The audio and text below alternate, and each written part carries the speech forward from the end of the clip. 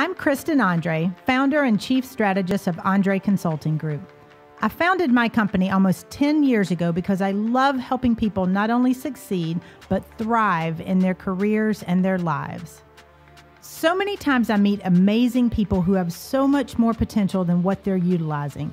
As I engage with them, there seems to be a common theme: the limits they place on themselves. Throughout this podcast series, we're going to visit some incredible people who have created more intentional lives for themselves, those who've had that no limits moment where they chose to grow and they put things in motion to help them do so.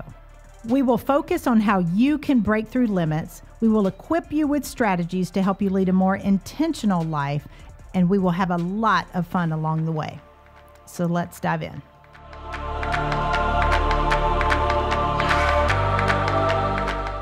Hello, everyone, and welcome to No Limits with Kristen Andre. I am super excited today. Much anticipated guest here in the Andre household. My kids are crazy excited about this.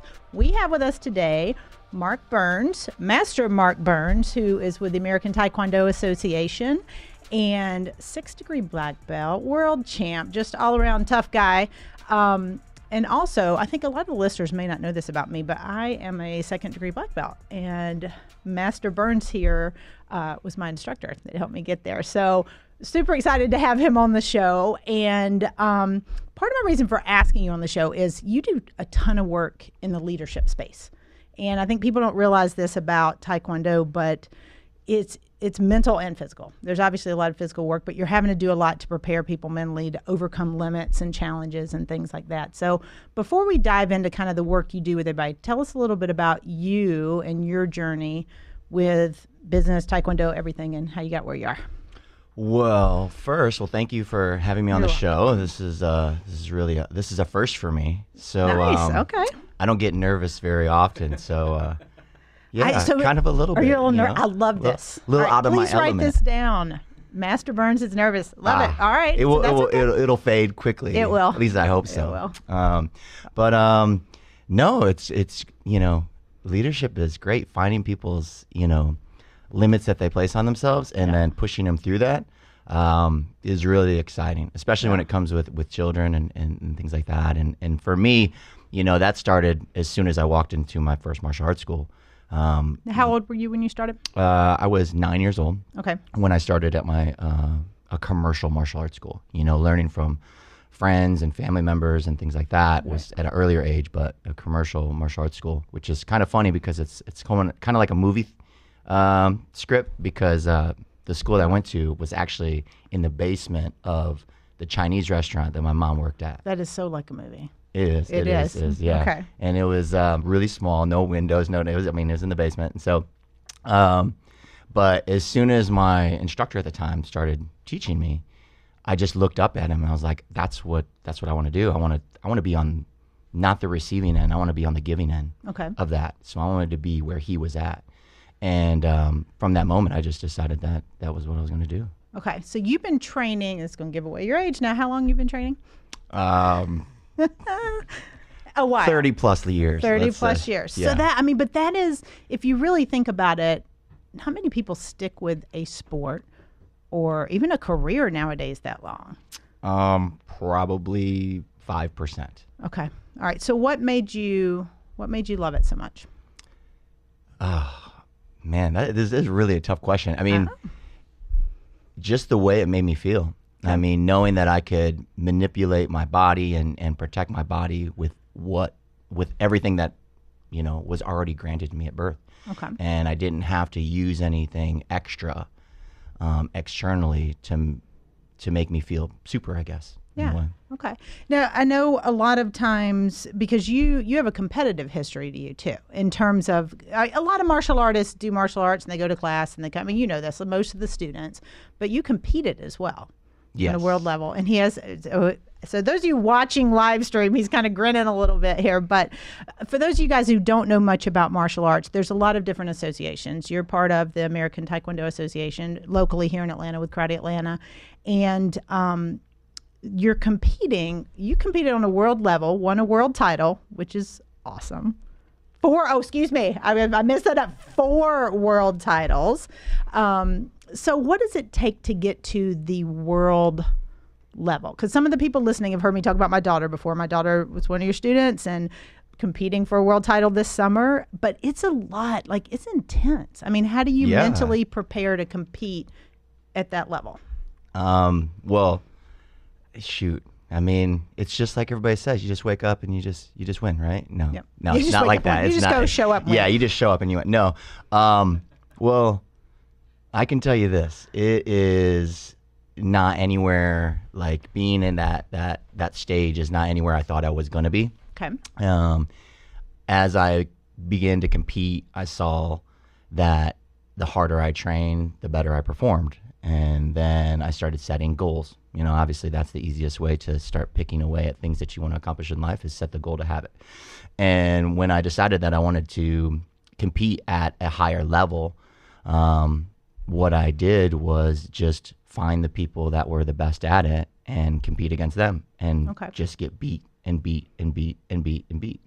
I think a lot of times people shy away from that competition. Like they're scared of the people that. So you sought them out. Yeah, well, because you got to you got to bring fear and failure as close as possible to yourself in order to move forward. Oh, I like that. Right, we got to write that down. Now, it got to bring fear and failure as close to yourself as possible to move forward. I like that a lot. Yeah, but so that fear was, am I just going to get destroyed, right? And the failure part was how many times is it going to happen?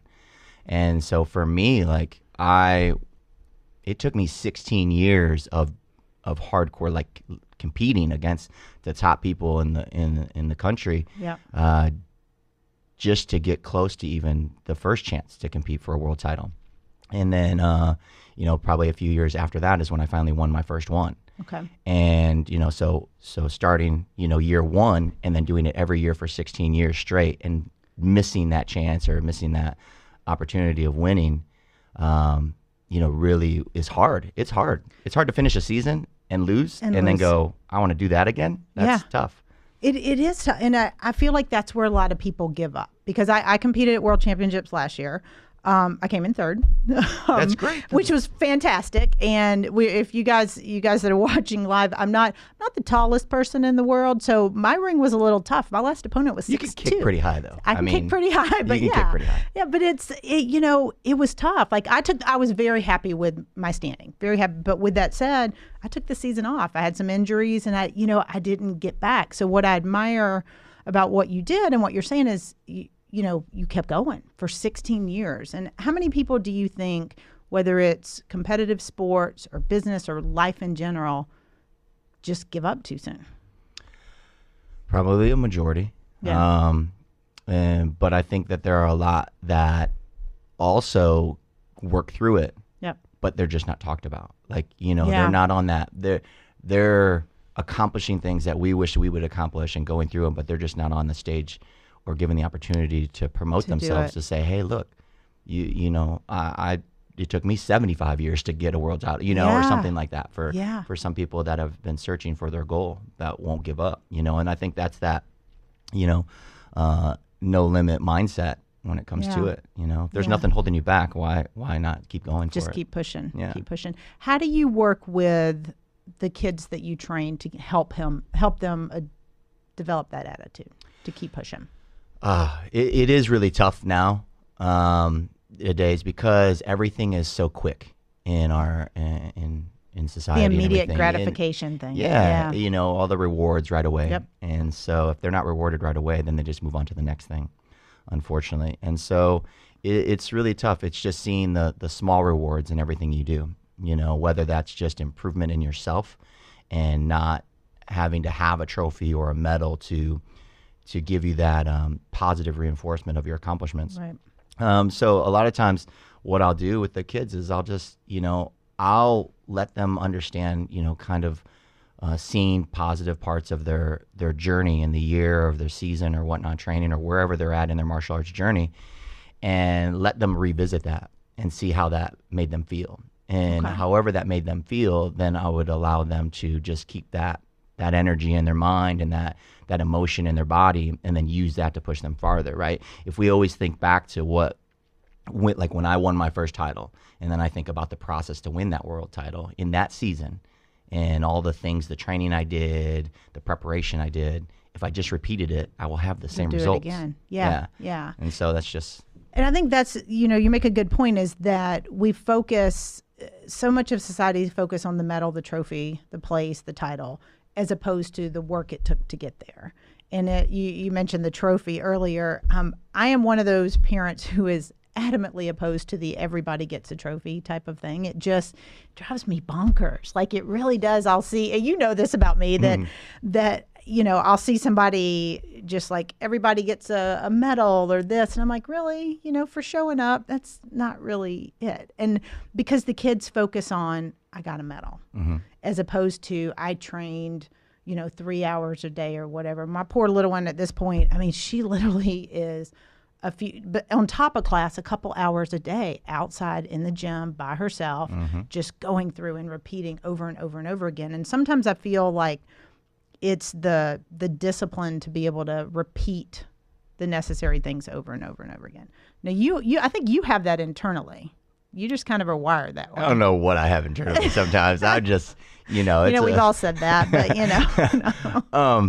I think, like, I'm with you with the awards. Yep. And we actually, I make that speech right at the beginning when students start with me. We have awards that we give out just for, making that step. It takes a lot of confidence to do something that you've never done before. Right. Especially running around barefoot and yelling. It's always a little strange. I like it because I get to kick people and hit people and not get in trouble. It's fantastic. It's kind of, yeah, I guess cheaper. you don't I call get it in cheaper trouble, than therapy. And if your children are doing it, then you can hit them too. You can. And not get in trouble. Yes. Yeah. I'm going to get a call from defense. You probably are going to get a call. I probably will too. But we don't hit them hard, and we have the love little taps. It's just love taps. That's all it is. But yeah, I tell them right away. I'm like, look, you receive a award today, but you're not going to get it every day. Right. Like, you have to earn it. Right. If I start giving you something every day, then it loses its value. Yeah. And that's why people move on to the next thing and the next thing and the next thing, because they're rewarding so often instead of having to be like, oh, I did it because I'm supposed to do that. Know? I mean, you're a parent. You don't get checks in the mail for being a good parent, do you? I hope not. I mean, I would love to. Is there anybody willing to send me some? That'd be we could awesome. probably work that out. I think we should. I'm looking for parent sponsorships now. Yeah. No, but you're right. It's expected. Yeah. It's expected that you're a good parent. Am I a good parent every day? Nope. Yeah. And the medals and everything. It's just as easy as social media. You get hearts and you get checks and streaks and all these things on all the social media. So why not just, continue to add on to that? But, for me, I use the example of when I won my first world title. I had this whole concept in my head of what was going to happen when I won. Right. Like, how I was going to feel. I'm going to jump. I'm going to want to do a backflip. I'm going to do all these crazy things. And it totally wasn't like that. I was more excited just being on the stage to begin with than when I won the medal. Really? It was great, okay. But it was like, in the end, the medal didn't mean as much to me as just standing there to compete for that world title. And the journey to get absolutely. there. Yeah, I think that's a great point. So, we're going to take a short break, and after the break, I want to dive into talking about leadership and the journey leadership takes you on, and the relationships and everything that you build along the way. So we'll be right back in just a minute.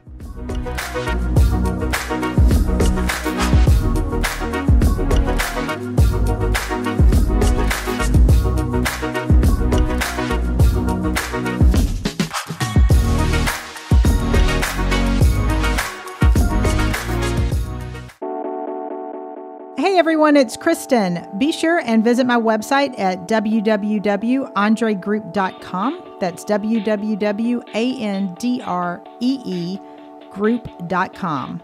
And while you're there, be sure to download my white paper, Top 10 Reasons Your Business Isn't Growing Fast Enough. Now get out there and create your no limits moment.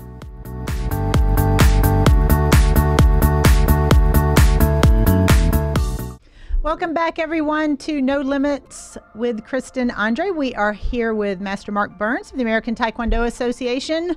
And prior to the break, we were talking about, we dove a little bit into the everybody gets a trophy stuff and the discipline that it takes to really push past limits and achieve at high levels. But there's one other area I want to dig into with you is is the relationships, because I feel like one of the things I took away from Taekwondo, other than, my sparring is cheaper than therapy, and my, what I learned about super cheap. Super cheap.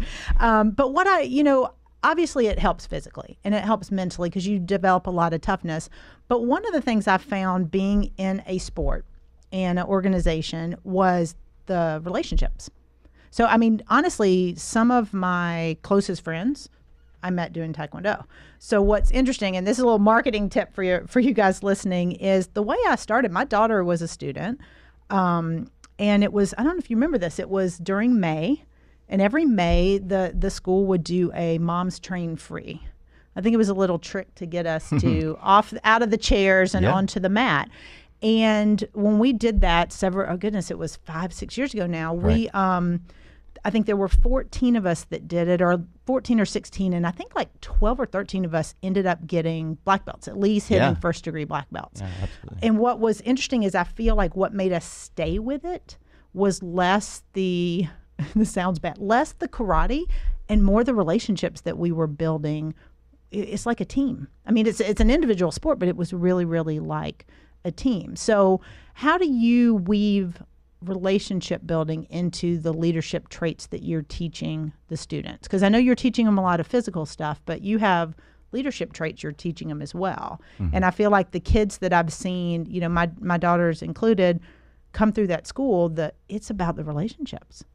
I think they take so much away, and that has made them better people. Mm-hmm. And I think that's an area that we overlook a lot when we think about team sports, when we think about athletics or things for kids. So how do you weave relationships into leadership training? I think the relationships are built because the people involved initially pick the goal themselves. So individually, all 16 of the ladies and all the students at the karate school, they pick their goal to become a black belt or whatever it is on their own. Yep. And then when they find out that they have people around them that have the same goal in common, they start to build that relationship. And then when you apply, competition to that, events at the school, it really adds to it. And then you find that these people that would normally walk through the community and just pass each other by actually have created a stronger bond. And so I noticed that a long time ago when I had my first school when I lived in Michigan, that's what made the morale and the culture of the school so much more family driven. Oriented. And then just strictly, physical, come in, train and leave. And people would stick around after class. People would go to dinner after class, and they would be doing things with the other students in class that you wouldn't normally see at the gym or doing other sports. Right. And it's, it is the relationship piece. And this applies to business as well, because I feel like when you have a team or a company that people take time to build relationships, not just at the office or at the company, but outside, it helps. And you mentioned the support. A lot of my girlfriends that did class with me and still do class, they aren't your typical black belt. Like you don't look at me. And some of the women, their first goal was, let me just get through this without passing out or throwing up. There were a lot of them that were scared to be on stage, scared to perform, scared, and not in a bad way, but I feel like the camaraderie, is kind of what helped them push past some of those limits. And we take that for granted, that the relationships, whether it's corporate America or entrepreneurs, you've got to have relationships in what you're doing personally and professionally, or it's too hard to push. Yeah.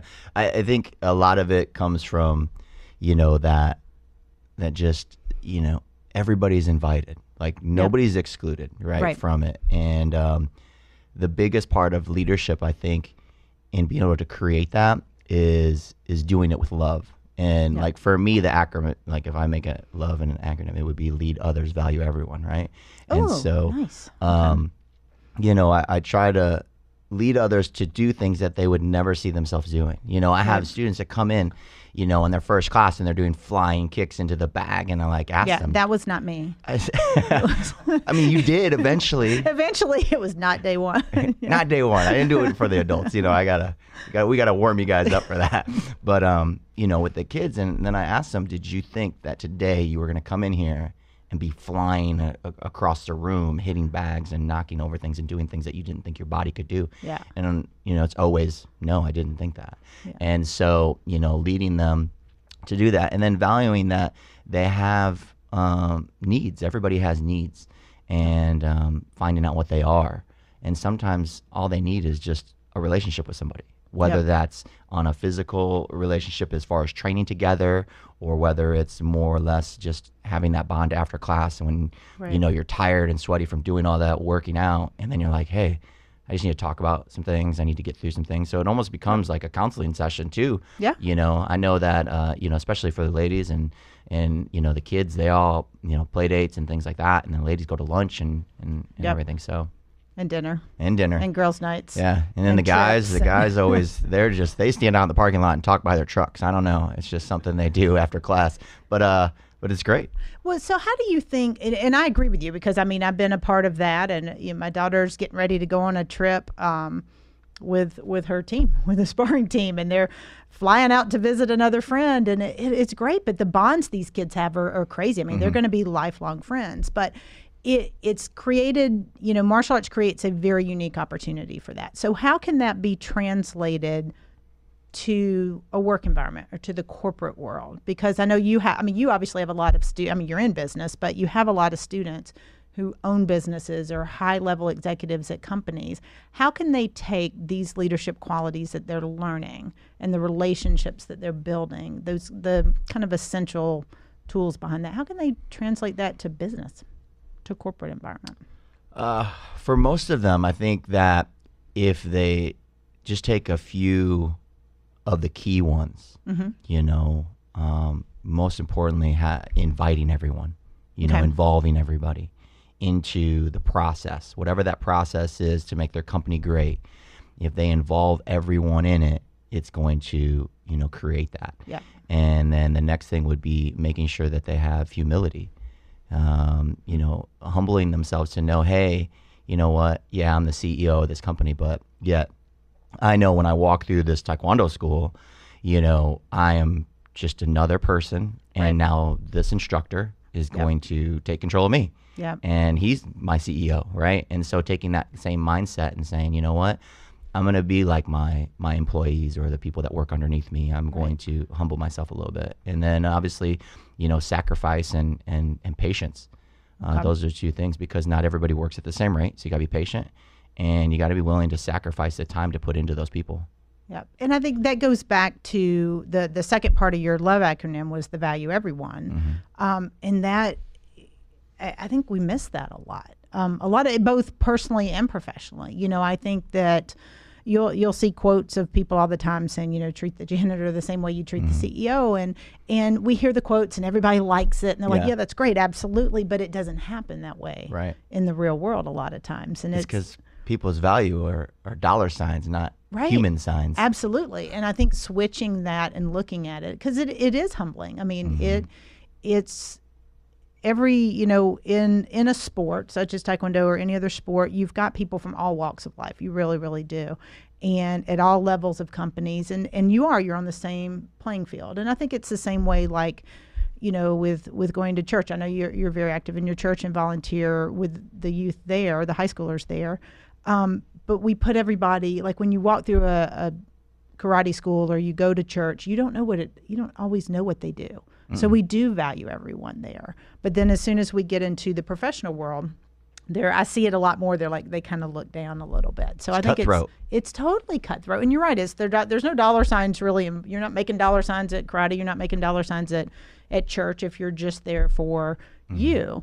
But in the business world, it gets a little cutthroat. So I think that's a good reminder to value everyone, no matter what position they're in or what they do, or if they are doing anything for you, even if they don't do anything for you. So, I like, I like that acronym or not. So it was, what was the LO again?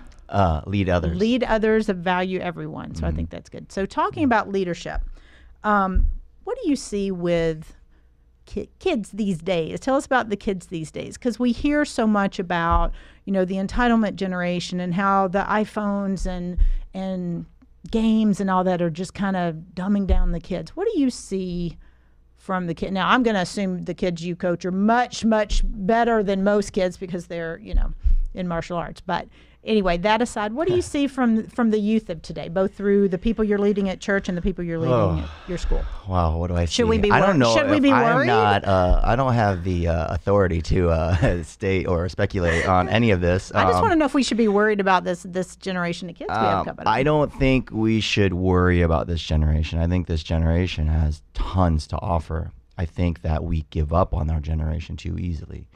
I think that we step back and we're afraid to discipline them.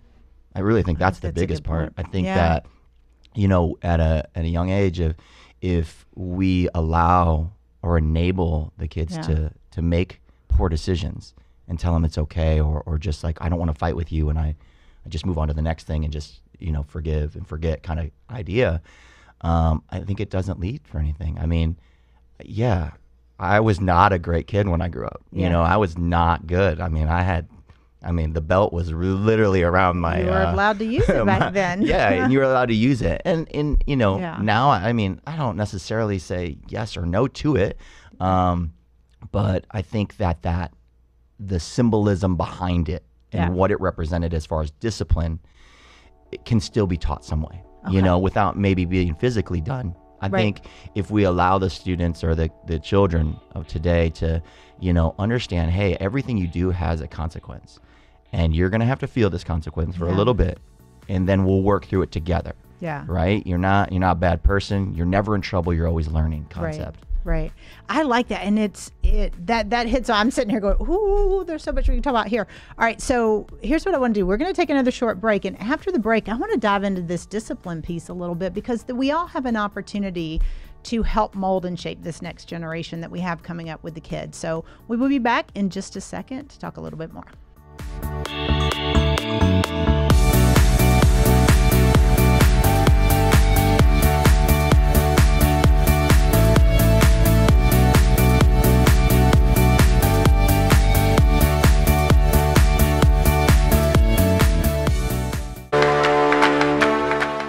Hey everyone, check out my podcast, No Limits with Kristen Andre, on Tuesday nights at 7:30. We will tackle the things holding you back and the limits you set on yourself, and equip you with some strategies to lead more intentional lives. Podcast launches every Tuesday at 7:30 p.m. on facebook.com/Andre Group. That's facebook.com/ANDREE Group. We'll see you there.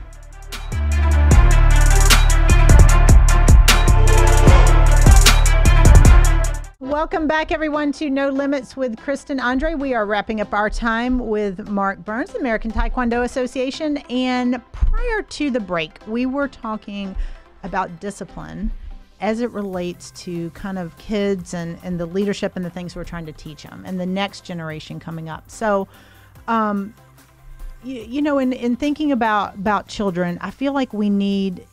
I don't want to say that we're losing faith in them, but I think so much of the media and so much of the press towards kids these days goes around, how they're entitled and how they are playing on their games all the time. So how can we help? I mean, how can we get back to believing in them and supporting them and showing them how they need to grow?